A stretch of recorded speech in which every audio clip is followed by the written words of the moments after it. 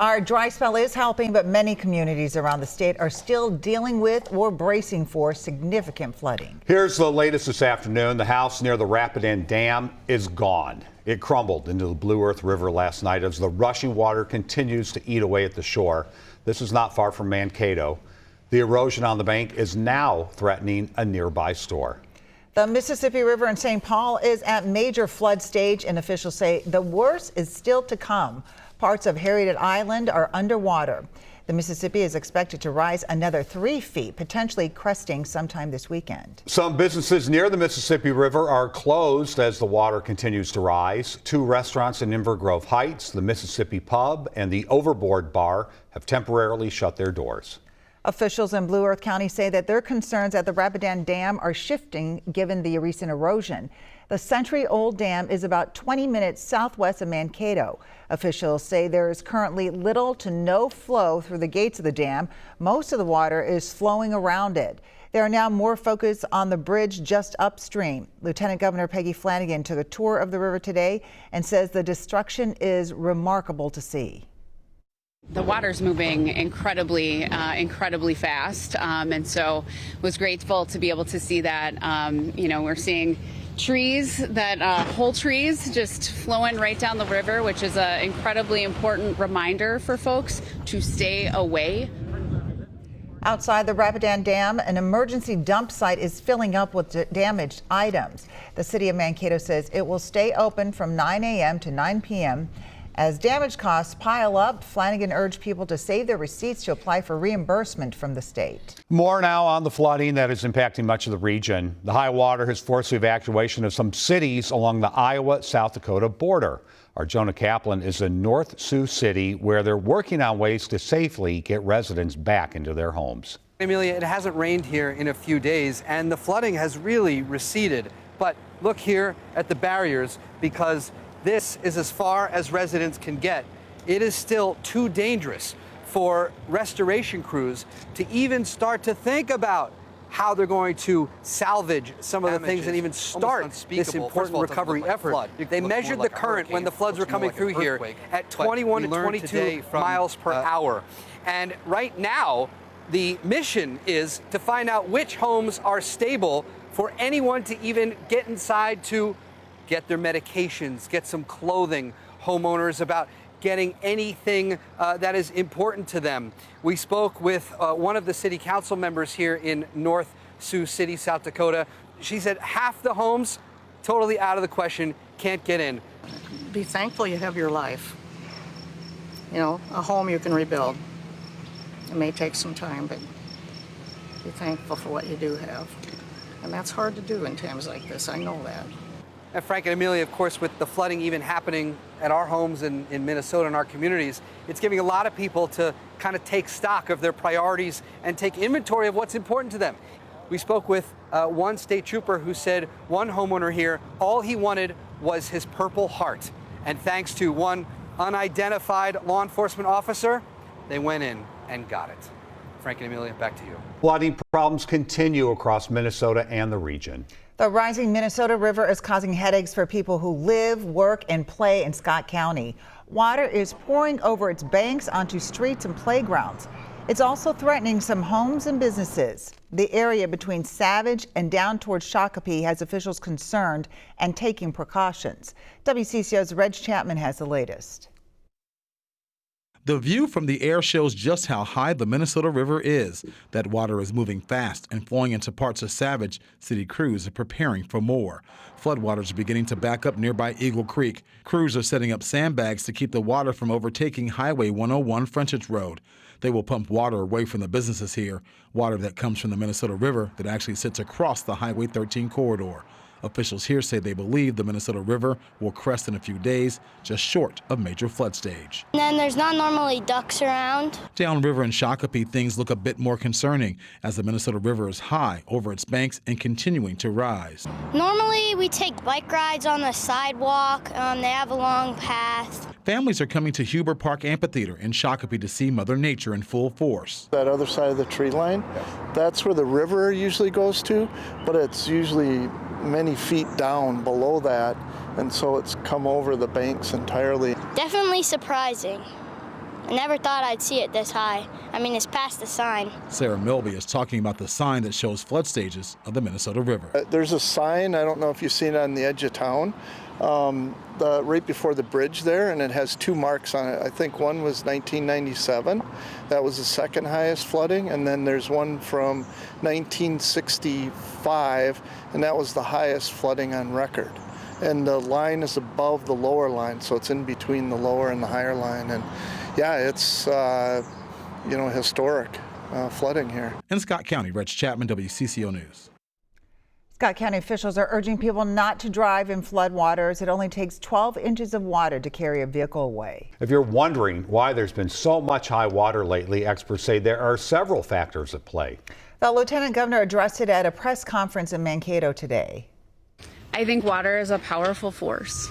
I think climate change is real, and we are experiencing the impacts of it here in Minnesota, all across the state.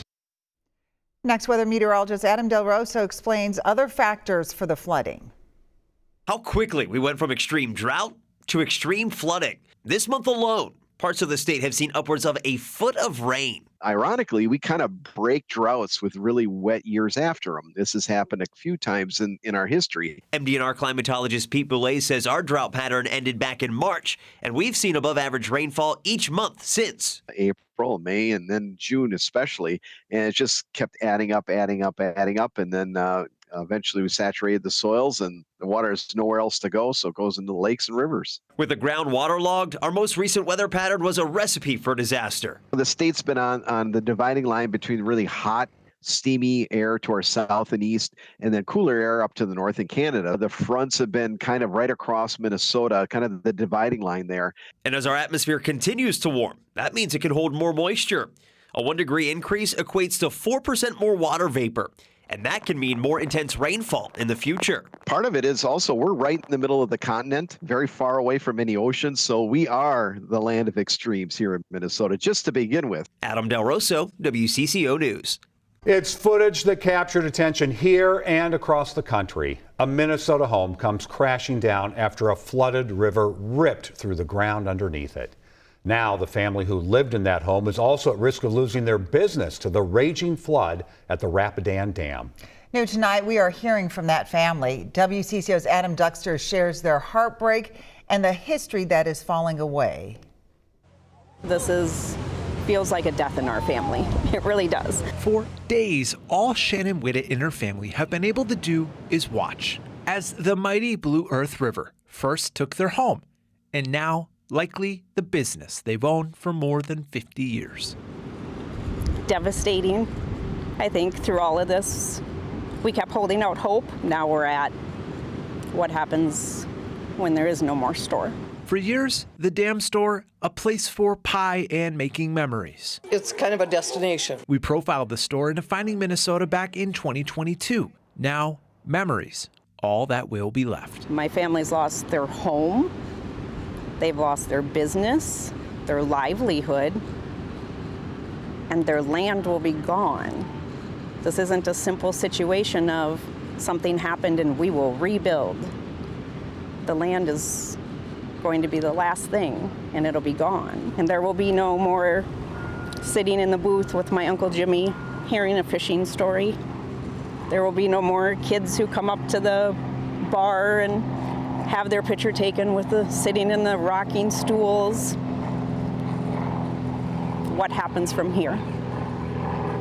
That history is now gone. And while the river is expected to drop up to 5 feet by Friday, officials say it's still cutting away quickly. Whittet says while others may be able to move on when the water recedes, her family will not. If this has shown me nothing about that we are not in control, we're not. I mean, the water is forceful, it's mighty, and it's going to go wherever it wants to go. It will make room for itself at the expense of everything. In Mankato, Adam Duxter, WCCO News. Here is a live look at downtown St. Paul tonight. The city declared a state of emergency this afternoon as it braces for the brunt of flooding from the Mississippi River. As you can see from our helicopter, the flooding is already happening, but the river is expected to rise another few feet by this weekend. That is bad news for another city along its banks, Inver Grove Heights. There, flooding is already forcing some shoreline businesses to shut down. You can see water spilling over onto seating areas. It is even high enough to hit the bottom of that volleyball net. In far southern Minnesota, agencies are joining forces to help out in Jackson. New video shows a wall of sandbags holding back the water from washing over some buildings. The city says firefighters from Minneapolis and Laverne have come to Jackson to help. So is the Red Cross and a state hazard management team. The Des Moines River rose 6 inches overnight. The city does expect the crest to come tomorrow. FEMA says just 1 inch of flood water can cost homeowners $25,000 in damage.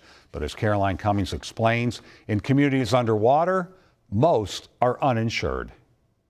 In Waterville, some are trading cars for canoes, navigating roadways that have turned into waterways. But as the price tag for damage piles up, many in Minnesota remain without one lifeline, flood insurance. According to the Minnesota Department of Commerce, of the 2 million households here, only 7,500 have policies. As we look across kind of the devastation that we're seeing in the state right now, this is a wake-up call for all of us. Aaron Cocking, president and CEO of the Insurance Federation of Minnesota, says people are often shocked to learn that their homeowners insurance doesn't cover flooding like we're seeing all across the state. The number of flood insurance policyholders has actually declined by 35% in Minnesota in the last 3 years. Everybody's talking about the cost of insurance right now. Kind of talk about, you put flood into that, and that's like dumping gasoline onto a fire right now. I mean, just for the cost that a homeowner would have to pay. But as experts warn that climate change will mean more damaging rains in the future, it may be a worthwhile investment in the long run. Most policies are through the National Flood Insurance Program managed by FEMA. You can choose your coverage, but it maxes out at $250,000 for your home and $100,000 for your belongings. Important to note, they're not effective until 30 days from purchase, with some exceptions. Get the flood insurance.